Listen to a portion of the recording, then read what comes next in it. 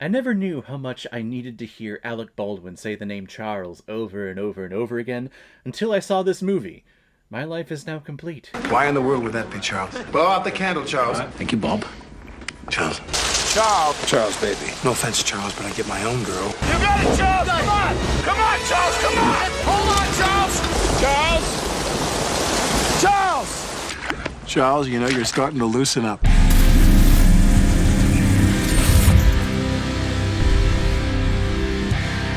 Edge, released in 1997 and is directed by Lee Tamahori, who also directs such films like Along Came a Spider, Die Another Day, The Devil's Double, and Mahana. And this film is starring Anthony Hopkins, Alec Baldwin, Ellie McPherson, and Harold Perrineau. And the reason why we're talking about The Edge today is because it was a PayPal recommendation and donation from a longtime contributor and supporter of this channel, David Klimoff. Thank you very much for the recommendation. It's been a while since I've seen this film, but I always get a kick out of it whenever it pops up on cable television or if I just get a random urge to watch it, because I think it's great. So thank you very much for recommending it for this channel. If anyone else out there also wants to be like David and help support me and contribute to this channel, you can select the QR code that's in the bottom left corner of your screen right now.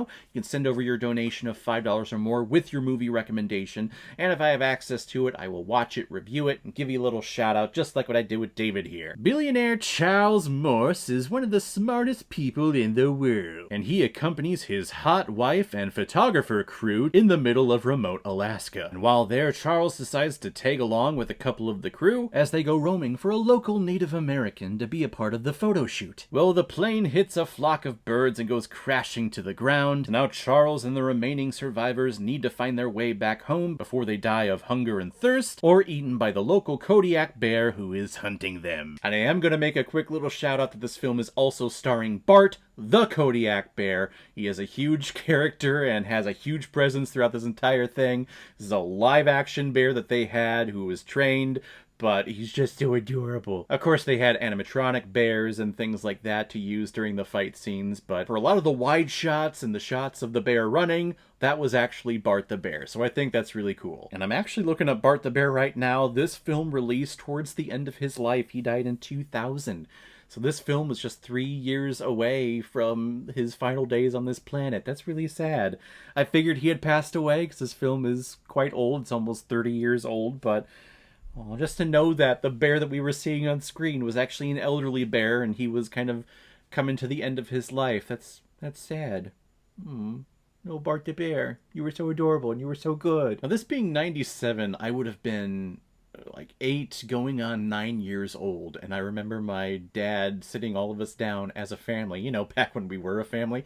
We actually watched this all together, which I don't know why, because as a kid I would think that this film was very scary, especially whenever the bear came on screen and was eating people. I also remember this movie as a kid being extremely long, and maybe it's just my mindset as a 9-year-old kid, because I also thought Apollo 13 was a long-ass movie.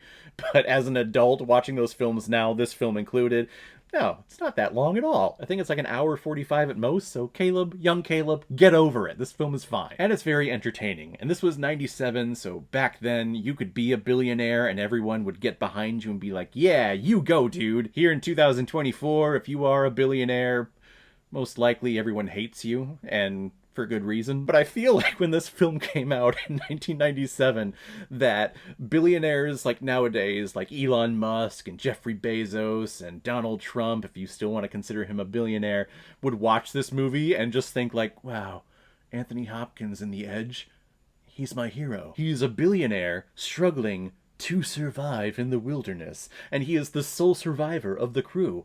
Oh gosh, he's like Jesus, the second coming. If this film came out today, I think that we would be rooting more so for the photographer assistant. I don't even remember his name, his character name in the movie, but he's the only one who does get eaten by the bear. I feel like if this film came out today, we would be rooting for him, and then the other two would be like, fuck you guys. You guys are rich, screw you. Which is really Bob's arc in this film, because you find out that he actually had a plan to either kill or strand Charles in the middle of the wilderness so that he could die, so that he can get his wife, because Charles owns a plane and you can never feel bad for someone who owns a plane. But in terms of performances, I think Hopkins and Baldwin, they play well with each other, they interact well with each other, and you can definitely see, especially at this point in Alec Baldwin's life, like, yeah, he would be the hot photographer going after the billionaire's wife. He would be.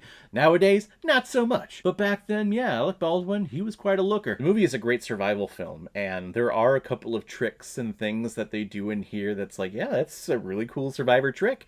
I'm gonna actually make a mental note of that and then store that in my head. You know, the next time when I'm stranded in the middle of the woods and I need to get a compass or I need to set a trap for something, yeah, I can do that stuff. No problem. But I'm also a big fan of survival films like this, where they are competing with Mother Nature. And the people who do survive the initial crash, those of them that don't respect Mother Nature or don't respect the situation that they're in, it's nice to see them get their comeuppance and not make it out alive. But the people who are like, okay, this is our situation, here's what we need to do. Yes, we could argue. Yes, we could fight. But is that going to change our situation? No, it's not. So here's what we need to do.